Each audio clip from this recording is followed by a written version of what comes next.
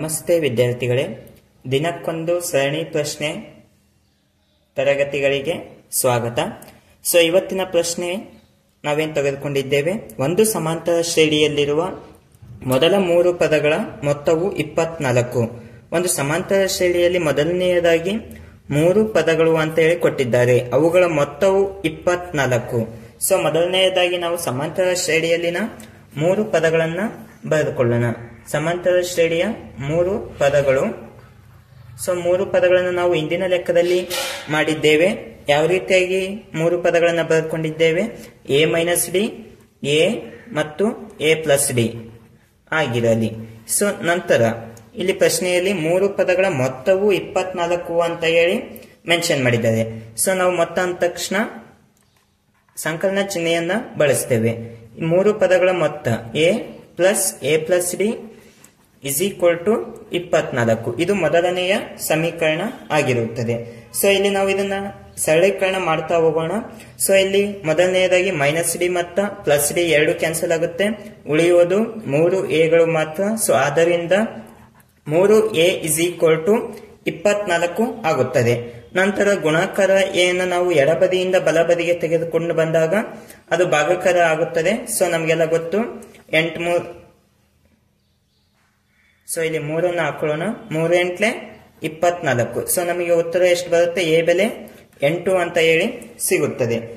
ಆದ್ದರಿಂದ ನೆಕ್ಸ್ಟ್ ನಮಗೆ ಪ್ರಶ್ನೆಯಲ್ಲಿ ಏನ್ ಕೊಟ್ಟಿದ್ದಾರೆ, ಆ ಪದಗಳ ಗುಣಲಬ್ಧ 480 ಆಗಿರುತ್ತದೆ. ಪದಗಳ ಗುಣಲಬ್ಧ ಅಂದ್ರೆ ನಾವೇನ್ ಹಾಕೋಬೇಕು, 3 ಪದಗಳ ಗುಣಲಬ್ಧವನ್ನ ಬರೆದುಕೊಳ್ಳೋಣ. ಪದಗಳ ಗುಣಲಬ್ಧವನ್ನ ನಾವು ಯಾವ ರೀತಿಯಾಗಿ ಬರೆದುಕೊಳ್ತೇವೆ, a minus d into a plus d is equal to ಯಾವುದಕ್ಕೆ ಸಮವಾಗಿರುತ್ತೆ, 480 ಆಗಿರುತ್ತದೆ ಅಂತ ಹೇಳಿ ಪ್ರಶ್ನೆಯಲ್ಲಿ ಕೊಡಲಾಗಿದೆ. ನಮಗೆಲ್ಲ ಗೊತ್ತು a minus d into a plus D ಯಾವಾಗಲೂ ಏನಾಗಿರುತ್ತೆ, a square minus d square. ನಂತರ ಎಗೆ a ಇಸ್ ಈಕ್ವಲ್ ಟು 480. ಇದು ಒಂದು ನಿತ್ಯ ಸಮೀಕರಣ ಬಳಸಿಕೊಂಡಿದ್ದೇವೆ. ನಂತರ ಇಲ್ಲಿ ಎ ಬೆಲೆಯನ್ನು ನಾವು ಫೈಂಡ್ ಔಟ್ ಮಾಡಿದ್ದೇವೆ. ಈ ಎ ಬೆಲೆಯನ್ನು ನಾನು ಇಲ್ಲಿ ಸಬ್ಸ್ಟಿಟ್ಯೂಟ್ ಮಾಡ್ತೀನಿ. 8 square minus d square into a is equal to 480. ಇಲ್ಲಿ ಕೂಡ ಎ ಬೆಲೆ ಇದೆ, ಇಲ್ಲಿ ಕೂಡ ಎ ಅನ್ನ 8 ಅಂತ ಹೇಳಿ ಕನ್ಸಿಡರ್ ಮಾಡೋಣ. ನಂತರ 8 ಸ್ಕ್ವೇರ್ ಬೆಲೆ 64 ಮೈನಸ್ ಡಿ ಸ್ಕ್ವೇರ್. ನಂತರ ಗುಣಾಕಾರ 8 ಅನ್ನ ನಾವು ಎಡಬದಿಯಿಂದ ಬಲಬದಿಗೆ ತೆಗೆದುಕೊಂಡು ಬಂದಾಗ ಅಂಶದಿಂದ ಛೇದಕ್ಕೆ ಬರುತ್ತೆ. ನಮಗೆಲ್ಲ ಗೊತ್ತು 8 48 0. ನಂತರ 64 minus d square is equal to 60 ಅಂತ ಹೇಳಿ ಉತ್ತರವನ್ನು ಬರೆದುಕೊಳ್ಳೋಣ. ನೆಕ್ಸ್ಟ್ ಇದಾದ ನಂತರ ನಾವು ಇಲ್ಲಿ 64ನ ನಾನು ಎಡಬದಿಯಲ್ಲಿ ಹಾಗೆ ಉಳಿಸ್ಕೊಳ್ತೇನೆ. ಬಲಬದಿಯಲ್ಲಿ ಇರತಕ್ಕಂಥ 60ಅನ್ನು ಎಡಬದಿಗೆ ತೆಗೆದುಕೊಂಡು ಬಂದಾಗ ಮೈನಸ್ 60 ಆಗುತ್ತೆ. ಎಡಬದಿಯಲ್ಲಿ ಇರತಕ್ಕಂಥ ಮೈನಸ್ ಡಿ ಸ್ಕ್ವೇರ್ ಅನ್ನ ಬಲಬದಿಗೆ ತೆಗೆದುಕೊಂಡಾಗ ಪ್ಲಸ್ ಡಿ ಸ್ಕ್ವೇರ್ ಆಗುತ್ತೆ. 64ರಲ್ಲಿ 60 ಕಳೆದಾಗ ನಮಗೆ ದೊರೆತಕ್ಕಂತಹ ಉತ್ತರ 4 ಆಗಿರುತ್ತದೆ. 4 is equal to d square. ಈಗ ಡಿ ಸ್ಕ್ವೇರ್ ಬೆಲೆ ನಮ್ಗೆ 4 ಅಂತ ಹೇಳಿ ಉತ್ತರ ಬಂದಿದೆ. D square is equal to 4 ಆದ್ಮೇಲೆ ಇಲ್ಲಿ ನಮಗೆ ದೊರೆತಕ್ಕಂಥ ಉತ್ತರ d is equal to next ಇಲ್ಲಿ ಸ್ಕ್ವೇರ್ ಇದ್ದಿದ್ದು ಎಡಬದಿಯಿಂದ ಬಲಬದಿಗೆ ಬಂದ್ರೆ √4 ಆಗುತ್ತೆ. ಡಿ ಬೆಲೆ 4ರ ವರ್ಗಮೂಲ 2 ಆಗಿರುತ್ತದೆ.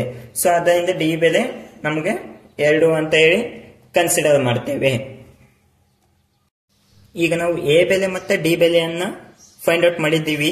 ಇಲ್ಲಿ ಪ್ರಶ್ನೆಯಲ್ಲಿ ಶ್ರೇಣಿಯಲ್ಲಿರುವ 3 ಪದಗಳನ್ನು ಕಂಡುಹಿಡಿಯಿರಿ ಅಂತ ಹೇಳಿ ಕೇಳಿದ್ದಾರೆ. ಆದ್ದರಿಂದ ಶ್ರೇಣಿಯಲ್ಲಿನ 3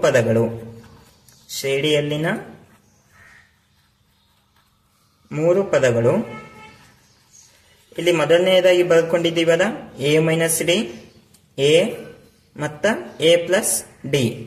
ಇದನ್ನು ನಾವು ಈ ರೀತಿ ತಗೊಂಡ ನಂತರ a ಮೈನಸ್ ಡಿ ಅನ್ನು ನಾವು ಯಾವ ರೀತಿ ಬರೆದುಕೊಳ್ತೇವೆ, ಎ ಬೆಲೆ ಎಷ್ಟಿದೆ ಈಗ 8 ಮೈನಸ್ 2 ಎ ಬೆಲೆ 8 ಮಾತ್ರ ತೆಗೆದುಕೊಳ್ಳೋಣ.